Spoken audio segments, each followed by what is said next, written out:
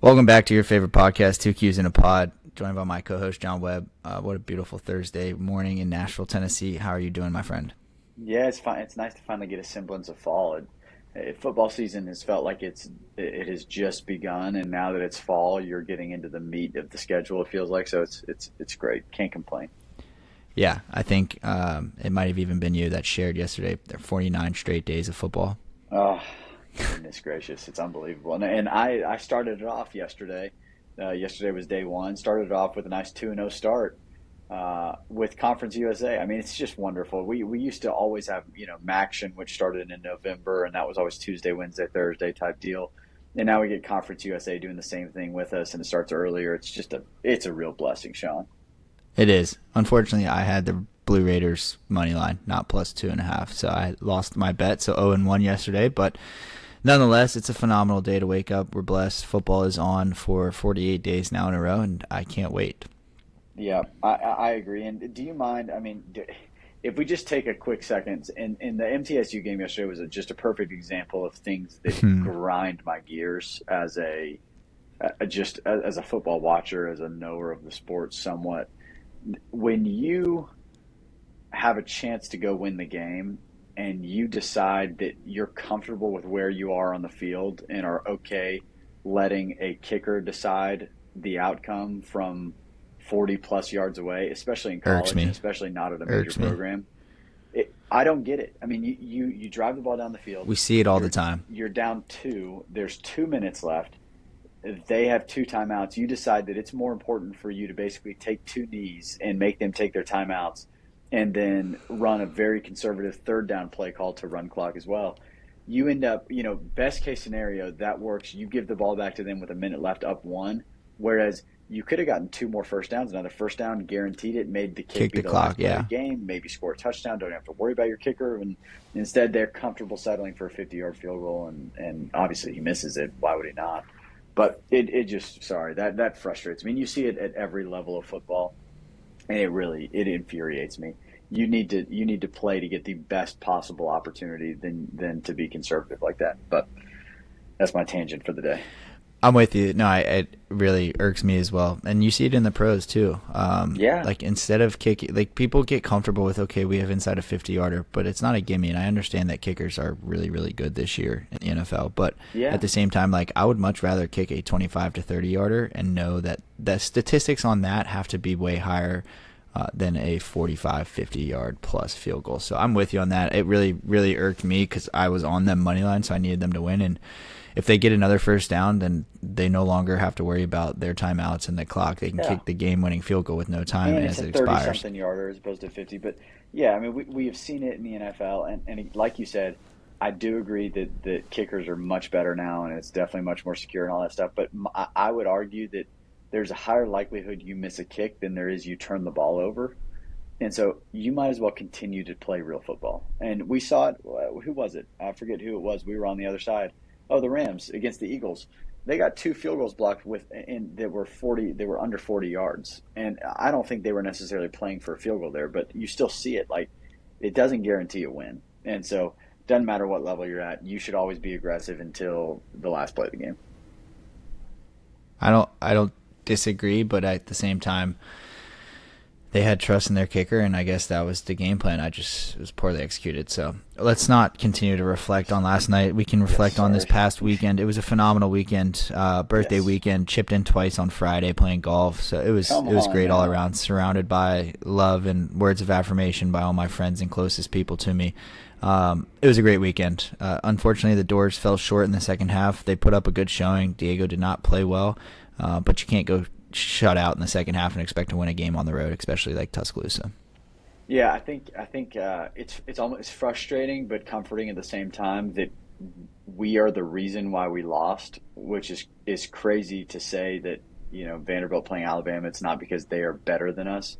It truly is because we didn't play up to our standards. We turned the ball over when we couldn't, and I really do think those two teams were evenly matched. And I think for most of the game we looked like the better team. So it's encouraging, and that man, my hope is not gone at all. The score does not reflect it. That was a really brutal non-cover at the end there. That's criminal, and everybody probably saw it coming from a mile away, including myself. But it doesn't make it right. It's atrocious. But really good fight. It's great to see that I think that Vanderbilt's actually a really good football team. Yeah, it's been an exciting season, and I look forward to what's to come. Got LSU after a bye week, so I think if we win that game and we're 5-6-1, it's watch out, like we can run the table. So 1 week at a time, and hope the boys get healthy this week. But outside of Vanderbilt, had a pretty up and down weekend. I think Saturday was not great. I kind of lucked out on a couple bets, but again, the bets that I gave you guys last week, unfortunately, were not winners. Louisville, I'm glad I didn't take a loan out on. That was the most atrocious loser I've ever seen. Miller Moss threw an interception, pick six from the ground. I still don't understand how they didn't calm down. Yeah, yeah.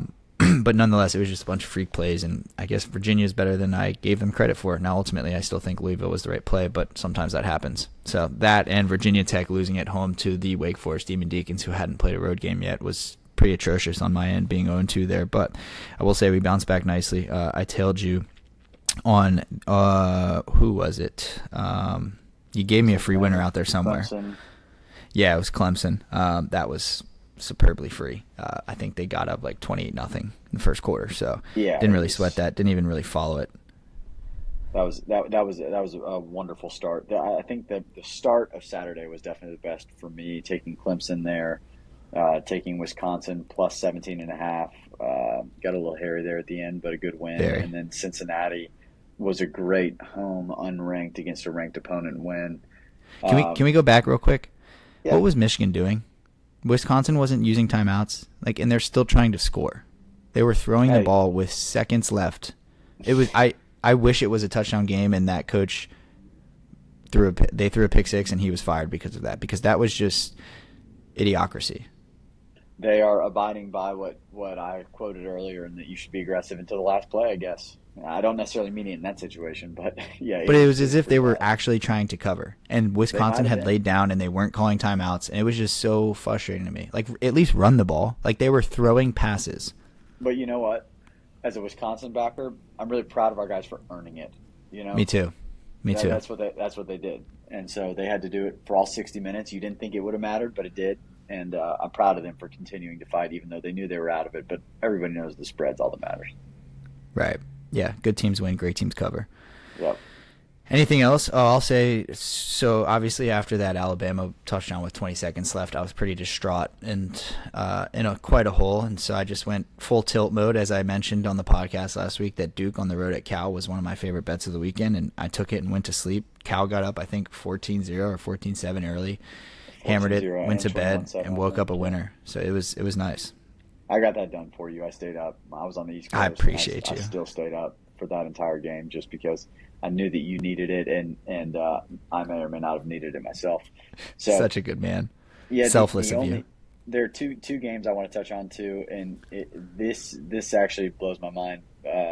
Texas, Florida. Texas is the first team in history to go from preseason number 1 to out of the top 25 in 5 weeks. So, I mean, goodness, that's. I'll be on them. They can recover this week and really this season. Like this season is not over, especially when you're in the SEC and they have a fairly favorable schedule, as favorable as you can have in the SEC. So they could easily run the table and still make it to their end goal. They're not running the table. Very impressive. They got to play I'm Vanderbilt. surprised by two things. I thought their defense would have been a little better, and I really thought their offense was going to be better as well. I do know that I've never loved Sark as a play caller or their schemes. They do a lot of stretching the field horizontally and very little vertically, and it makes it – I feel like it makes it kind of hard to play quarterback sometimes. It feels like there's not as much space. And we saw it last year with Quinn. I feel like every week they got worse offensively.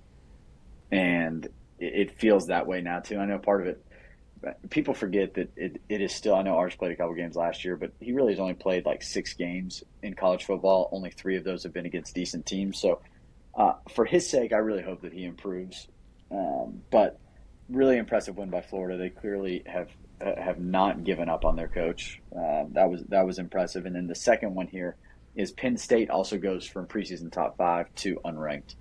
And I don't know how you lose to that UCLA team. I've watched them probably play 2 or 3 times, They're and bad. they are bad. And that's an embarrassing loss for James Franklin, and that's It's what I'll leave typical it at. James Franklin, though. I Yeah, think he gets fired if Penn State doesn't make the playoffs.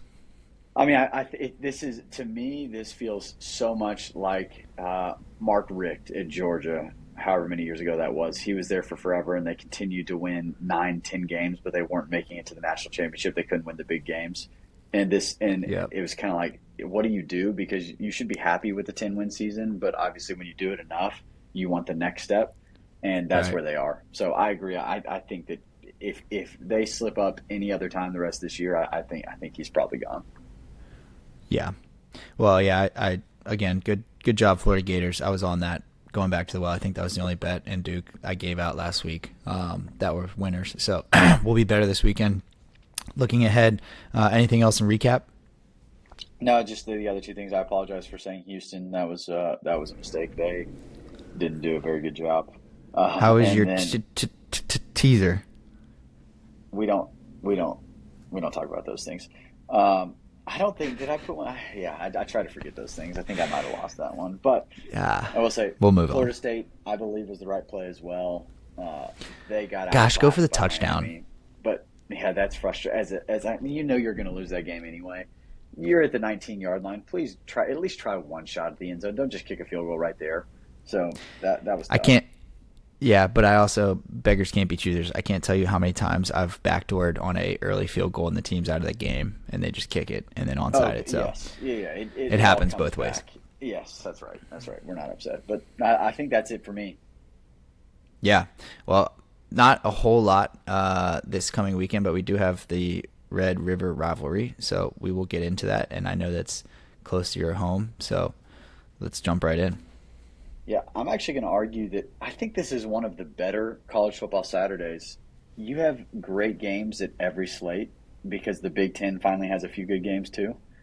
The 11 a.m. slate, you've got Ohio State, Illinois, ranked matchup, Alabama, Missouri, great matchup, and then at 2:30 you've got the Indiana, Oregon, Oklahoma, Texas. I mean that's very solid. And then you get to the evening, you got the rematch of Arkansas, Tennessee, which is probably going to be entertaining. And then at night, you've got Florida, who maybe they're a little bit decent, and A&M, who's undefeated at this point, ranked number 5 without having played anybody. And then you have Georgia, Auburn, and Michigan, USC in the 6:30 slate. I mean, LSU, South Carolina, 6:40. Sorry, I'm getting excited again. But I think there are a lot of great games. I will say there's also Utah, Arizona State late night, and that's where I'm actually going to start. My bronze pick for the week is, and I can't believe I'm doing this after what they did to us against Texas Tech and how bad that offense looked, but I'm going to take the Utah Utes at home, Mm, -5 against Arizona State. Arizona State ranked, looking great after I think they lost maybe game 1 or game 2 of the season, but since then they've been pretty great. They had a good win against TCU maybe 2 weeks ago, and now they're looking to go on the road to Utah. That's a hard place to play, especially at night. very. I don't care anything about what those records are or what those teams look like. I'll be on Utah there at home to get a big win. Yeah, I'm with you on that. I don't mind that pick at all. I'm also going to go off the beaten path for my bronze pick. I'm going to be taking the Michigan State Spartans at home, fading the UCLA Bruins coming off a massive win. They're going to be on their high horse. I think that's a good wake-up call for Michigan State not to take this team lightly. And honestly, they're both 2-3 against the spread, I think, this year. So ultimately, I'll take the home team. I believe it's at 7.5, maybe 8 now. So give me the Spartans as my bronze pick. Yeah, I don't hate that. Let's see here. I also like, I believe Childs is his name, the quarterback for Michigan State. I think Yes. he's a sophomore. Uh, I thought he showed a lot of flashes of greatness last year, and I would like to see him continue to develop. So I'm excited to watch that game. I'm going to go back to, and I mentioned all those good games, and yet I'm going to some of these games, but I like making money. I don't care about what the game is. BYU on the road at Arizona. BYU, I think everybody is liking That's that team. sharp. They've got Bear Bachmeyer, the brother of Hank, if you remember What him number at does he Boise wear? State. Gosh, I don't want to tell you what number he wears, but he wears number 47, and that's all you need to know. I'm That's not going to so provide gross. any analysis. take against somebody wearing quarterback number 47. So Yeah. Arizona at home. I really do love Fafita, the quarterback for Arizona. I think their offense is good. They had a horrible showing against Iowa State the other week. Their defense was terrible. They didn't make any big plays, but they are a 1.5 point underdog at home against 5-0, top 20 ranked BYU. Give me the Arizona Wildcats for my silver pick. I like that a lot. I'll be on the Wildcats as well. I think they got a good quarterback. He underperformed with a guy like Tet last year. I think they should have won more games than they did, but he's a returning starter and many starts under his belt, so I'll take the Wildcats with you on that one. Yeah, I'll say last year offense was actually pretty good. Defense was very poor, but I still think Yeah. they were a dangerous team. But I agree. Continue. My silver pick, the reason I thoroughly enjoy, one, doing this podcast, but two, also making picks, is because it changes weekly. I know probably through the first 4 weeks, I've been fading this quarterback, just saying that he's bad. The only reason he's there is because of his name, but ultimately it's a numbers game. They're a pick 'em. It's a huge rivalry, and so I'm going to be on the Texas Longhorns, Arch Manning backing this weekend against Oklahoma. All things go out the window when it's a rivalry game, and ultimately I bet 80% of the bets are going to come in on the Sooners, so I feel very, very confident in Texas. Sean, I don't want to rid the listeners of more picks, and so because of that, I'll give some comments on some other games later. But that is my gold pick, and I am so excited for it. I will say I think I would prefer I Oklahoma to thought win you were this going to game. say you were going to Oklahoma. I was No, no, nervous. no. You know, I mean, I don't care. And I've heard so many rumors that Mateer's coming back or that he's not coming back, and they're being coy about it. I don't care who plays quarterback for Oklahoma. I don't care if it's Mateer. I don't care if it's Baker Mayfield. This is Texas. Texas, You don't I mess with believe, Texas. is going to win this game. And again, I'm not. I'm probably more of a fan of Oklahoma than I am of Texas. So this is very much so not a homer play. My heart would say Oklahoma, but that's just not what's being. It's not what's being written here. So give me Texas Right. as well. That's my gold pick. Well done. It's a good way to parlay that into your gold pick. Yeah, there's a lot of favorable matchups. Not necessarily great games, but I'm going to go to – it's funny that I say it's a numbers game, and ultimately they're both 4-1 against the spread, so it's not that there's a numbers play here, but ultimately I just am watching both of these teams play often this year. I think one is far superior than the other, and this spread being so large for a ranked matchup and a road team, I will be taking the Ohio State Buckeyes minus 14 on the road at Wow. Illinois. I think they're going to come out and beat them by 40. Wow. I hate it just because I don't like Ohio State. I'm sorry. As in I don't, not that I don't like the organization. I just don't like this team very much. They don't scare me a ton offensively. I don't have a lean for this game yet, to be honest. All I did see was that I thought Ohio State was 4-0-1 against the spread, and Illinois. Yeah, maybe you're right. Maybe they've lost They're once. 5-1.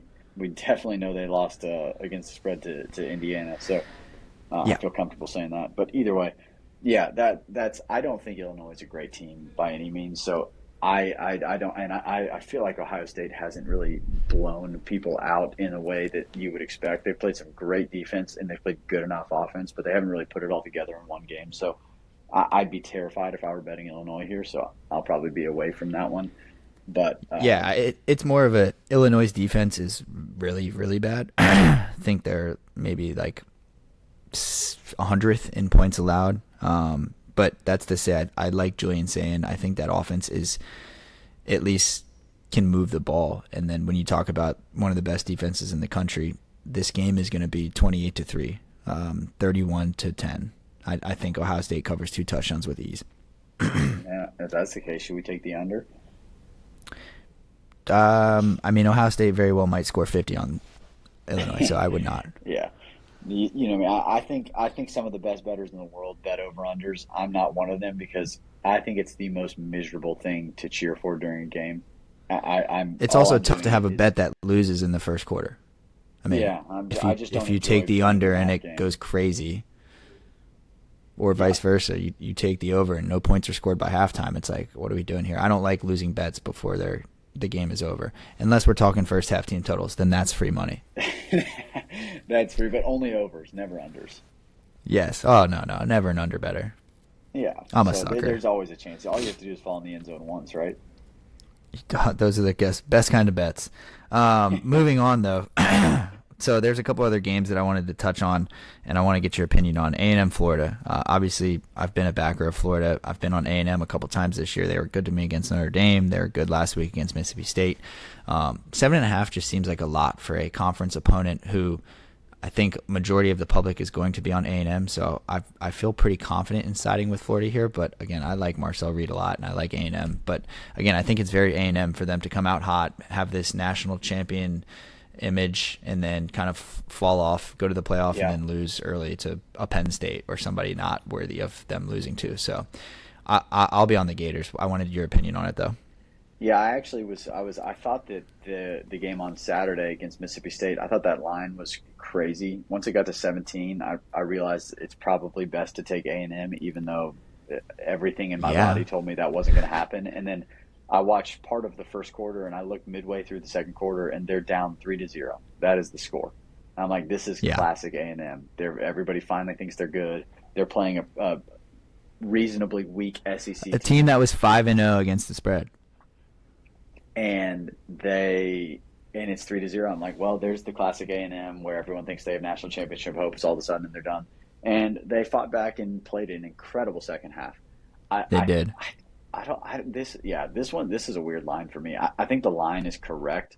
I don't know where the value is on either side. It feels really hard for A&M to win that game by more than a touchdown, but it also feels hard for Florida to win that game just given the way they've been playing. So I think that my lean would be, especially if you have the hook at over 7, I think it would be to take Florida, just because I agree with you. I don't think A&M has been severely tested yet. And if they blow through that, I'd be thrilled because I like A&M and I love Marcel Reed. So I'd love to see them play Yeah. well. I think the difference with this A&M team versus what other A&M teams have had is I love their playmakers. I think we've talked about him on a previous pod, but Concepcion. Casey Concepcion. He's Yeah, awesome. like absolute great player. I really like him a lot. Dog. And then the other guy, Mario Craver, has been incredible for them. Just absolute speedster. He's been unbelievable. And then Le'Veon Moss has been a great running back. So they have a lot of weapons outside of just a running back or just one receiver that I think can actually make plays for him. So, my lean is Florida, but I wouldn't be big on it either way. Yeah. I'm with you there. Another one that I wanted to touch base on, and I can go either way, but Indiana, Oregon. Mendoza, Indiana's quarterback, coming from the Pac-12, Cal guy, played at Oregon before, so I think he's been there. But Oregon is coming off a bye week. So tell me, who do you like? Man, I got to take a deep breath with this one because, man, I like Oregon. They're always really fun to get behind. I think everybody has liked them for the last 20 years just because of their flashy style and their speed. So I always find myself rooting for them in whatever game it is. I think Indiana is good. I think their quarterback is good. I don't think they're great, but I think they're good enough to go and compete. And so if it's more than a touchdown, I believe Indiana is the correct play. And so I think I'll be on Indiana. But if you were to tell me you're obsessed with Oregon, I wouldn't say you're an idiot because, again, I think they've got a good team. They obviously played a very different style game against Penn State the other week, and I think that the score actually was not representative. I think Oregon was the better team there by a good bit, and they just had some mistakes that they weren't able to capitalize on, but obviously they still came out with a win. So my lean is Indiana. I think Oregon's a good team, though. Yeah. Whenever there's a play on the numbers, then obviously I'll take that. But both these teams are pretty good against the spread this year. And anytime everything's even, I'll take the points. Give me 7.5. Give me a touchdown. If this game goes overtime, it's an automatic hit unless something weird happens. But obviously, stranger things have happened. So I will assume that I'm on Indiana. But just quick, I want you to touch on both these games. I'm in a SEC. You pick all the SEC games weekly, and I'm having a hard time here. Alabama, Missouri, and Yes. Georgia, Auburn. Where do you fall on those? I think I will be on Georgia in the Georgia Auburn game. I just don't think I don't think Auburn's offense is good at all, and so I find it really hard to back them. I think Georgia just got their first cover against Kentucky. I They still think did. Georgia's good. I Barely. think Gunnar Stockton's good. I think their defense is good, and all of that is a recipe for Auburn may not be able to hang with them. And I think that Georgia is better than Oklahoma, and I think Oklahoma obviously handled that pretty easily. Obviously, a home game versus a road game is different, but I just have Jordan no Hare, way that weird things happen. I think I they know cast they spells in do. that stadium. But you know how I feel about Jackson Arnold. I'm Yeah, I sorry. think our So listeners do know. yeah, so and I feel pretty good about that. And a lot of it, like the worst case or the worst part is it's not all his fault this year. I think he's been sacked 7 and 10 Yeah, times in games, and that's just too many. That's if you it's can't tough. protect him, and he's not great anyway, then man, that's a tough combination. So I like Georgia there. Give me your take, and then I'll comment on the first one. Yeah, I don't know. I mean, Georgia being 1-4 against spread or whatever they may be, I'll be on them. And then Alabama, Missouri, it's a coin flip for me as a Vanderbilt fan. I think we want Alabama to go out there and smash Missouri because that would look good for us. But at the same time, it very well could be a trap game. Alabama's on their high horse; they're coming off 2 big wins. Now they're on the road at Missouri. Who knows? And Missouri is a strange place to play, but ultimately, I think Alabama is just head and shoulders better than them. So I'll probably be on the Tide. I kind of think they are too. The line movement really is the only thing concerning me. I'm seeing that it opened at It's from three and a Bama half at to six and three. a half. I'm seeing. I think I that was the saw that. projected line. Yeah. Well, maybe that's the case. And I don't. I just But this Missouri nobody's betting team. on Alabama -3. If that stays the same, then it's going to be hard for me not to take Alabama. I have no idea if this Missouri team is any good. Their only two matchups are South Carolina, who I don't know if they're good yet, to be honest. And then Kansas, and both of those games were at home, and it doesn't feel like it's been that competitive of a schedule so far. So I like to think Prabula, however we say it, is good. He's athletic. He's kind of fun. They always have good playmakers on the outsides, but I just think Bama's a really good team right now. So my Yeah. lean is If you also look at Bama it to from win that a game. Yeah, if you look at it from a perspective of okay, Bama has been on the road at Florida State, at Georgia, at Missouri. Florida State was the first game of the season, not really a good showing. Still held their own, were in the game. They dominated. They beat Georgia, who I think is far superior than Missouri. So hence, I'm going to be taking the Tide on another road test. Yeah. Now that I say all these things, I'm probably going to be on Missouri. I'm just going to go ahead and let everybody Yeah. know. It doesn't make any sense. I don't know why you'd be backing Missouri. So I think when it all shakes out, I think more people will be Five and on zero at Alabama, home. and I think I'll probably be on Missouri. But I know that doesn't help you. That's why it's not one of my picked games. But it'll be a fun one to watch. Absolutely. All right, well, that's enough for a recall of last week and going forward for this college football weekend. What else? Anything else before we jump into the NFL? No, I'm so excited to get into the NFL. It was a fun week last week. Yeah, that it was. Yeah, we got big matchup, Panthers Cowboys, but we'll get to that. Let's start with our Thursday night football tonight. I think the Giants have lost for 10 years straight. They haven't won a Thursday night football game, or they're 0-10. So maybe that's broken. I don't think that will happen because the Eagles are a good team, but I certainly will be on them to cover 7.5 in a divisional matchup at home. Give me the G-men. Yeah, I agree with the G-men here. I've seen some crazy statistics, which explains why, especially why I had a great weekend last weekend, and why I think NFL has gotten a little bit better. And that's that. And this is according to Action Network, so everybody has different data. But teams with 60+% of tickets this season are 13-30 against the spread through 5 weeks, which is the worst in the history of Action Network, 23 years. In the last two seasons, 60% plus of tickets are 30-57 against the spread in the first 5 weeks of the year. So public is not having a great time right now with the NFL, which I think is what you would expect to always happen. I think last year was a little bit different. I feel like most of the primetimes games the public won, so you knew that the books were going to come for their retribution this year, and they're coming hard so far. I don't know if that'll change at all. It doesn't change my strategy going forward. I will stick with it, which is exactly why I will be on the G-men. They looked atrocious against the Saints. They had two of the worst fumbles for touchdowns I've ever seen, which was awesome because Saints was my favorite play of the weekend. So I'll be on the Giants this week. Jackson Dart, rebound. They've got a bunch of young guys on that team, so they don't get quite as beat up.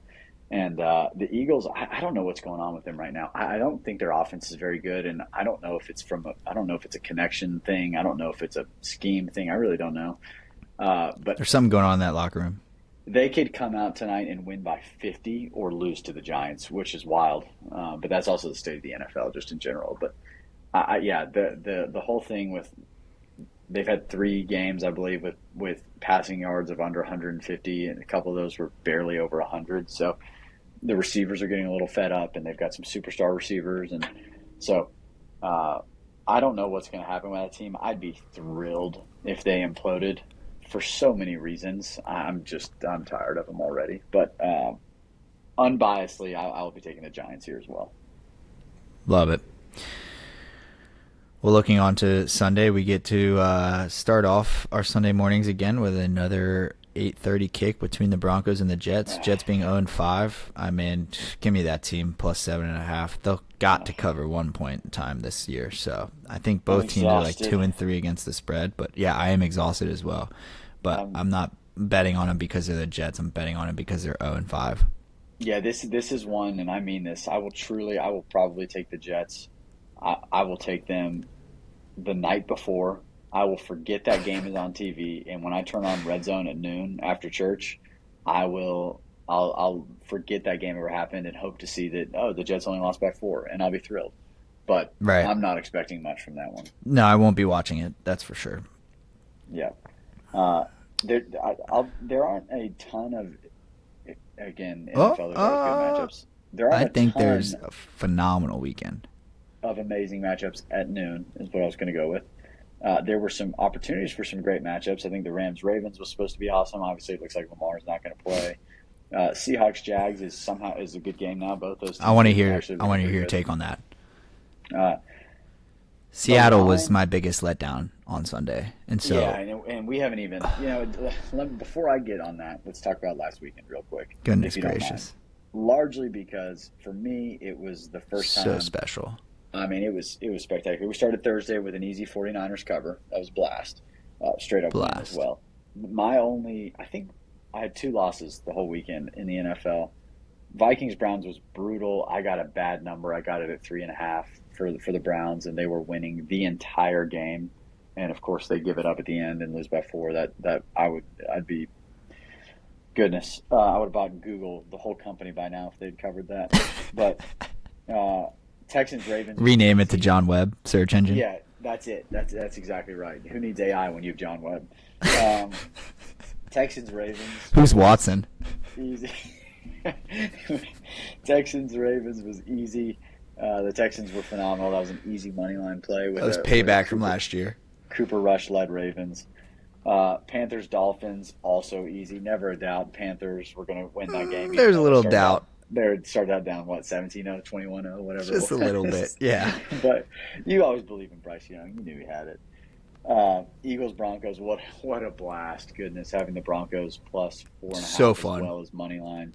They're down 21. So fun. They were down 17-7 to 7, and I think that I sent a couple texts where I almost was waving the white flag. I was like, the Eagles might never lose again because their defense is unbelievable.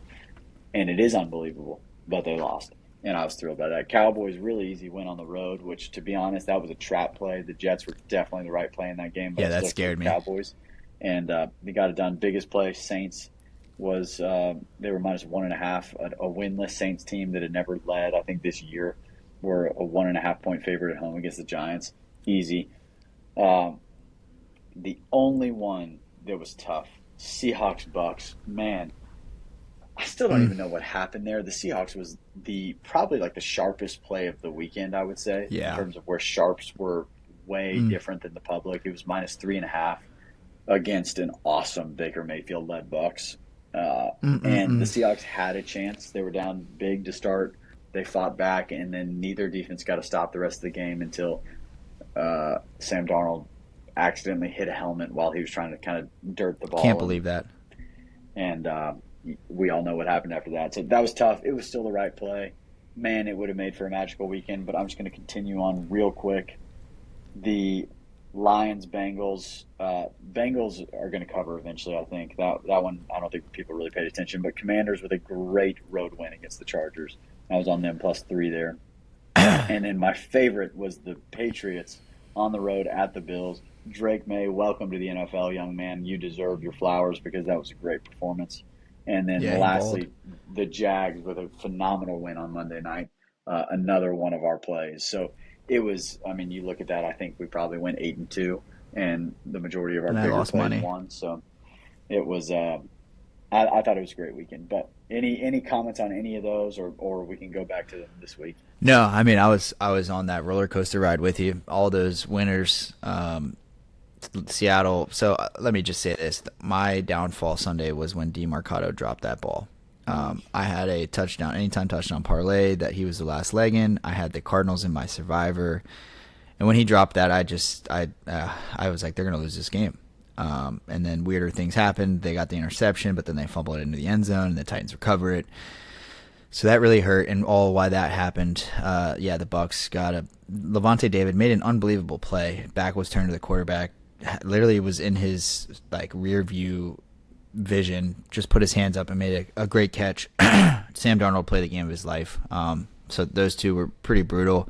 Didn't really have much take on the Bills Patriots. Obviously, I was just rooting as a fan of Josh Allen during the game when the Patriots went up. I think it was I don't remember what it was. I took the Bills live at plus money, and I felt great about it. And I think they tied it up. But ultimately, the Patriots came out victorious, which I'm glad that you were on that side and cashed on a money line because I would have felt really bad had I had chased and it didn't work out well. So hey, 1-1 on chasing on the Bills. They came through against Baltimore week 1, and I tried to Yes, do they it did. again. And unfortunately, sometimes you get burned by the same hand you get fed by. So ultimately, that's okay. It was a great weekend nonetheless. It was a great birthday, and really looking forward to this Sunday. I think first thing that jumps out to me is you're going to have another chance to bet on Patrick Mahomes at home, and I can't wait.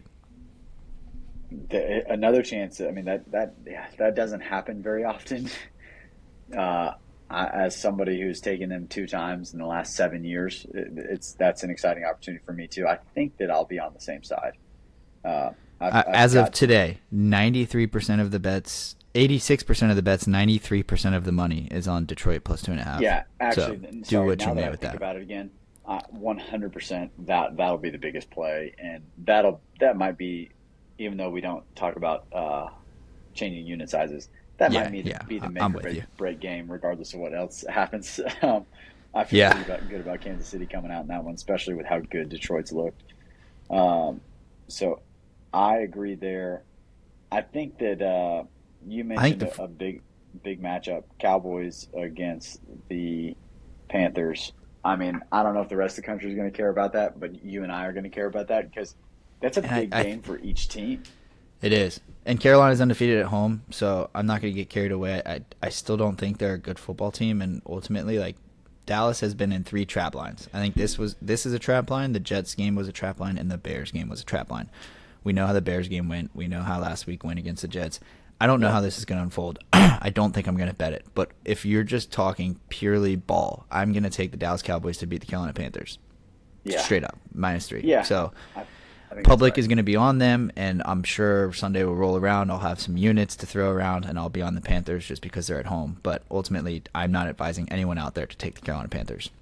Yeah, I think you're right. I think the Cowboys are the better football team. Their defense is the worst in the NFL by far. But the good news is the Panthers are definitely not the best offensive in the NFL. Second The half Cowboys, offense, I think, actually, statistically, they are. yeah, well, maybe they're going Because to figure usually out they're the down first half. 21-0. But the Cowboys are the best offense in the NFL, and I'm just going off Correct. statistics this year. They've been phenomenal. So I think it's an okay matchup for a horrendous Cowboys defense. So I think that they're the better team, but I'm not going to bet it either because they're definitely not the right play. Yeah. A couple I other think games. Go ahead. I think I'll be on Arizona with a bounce back cover against Indianapolis. No I think Kyler. Indianapolis is off. I don't know if we know that for sure.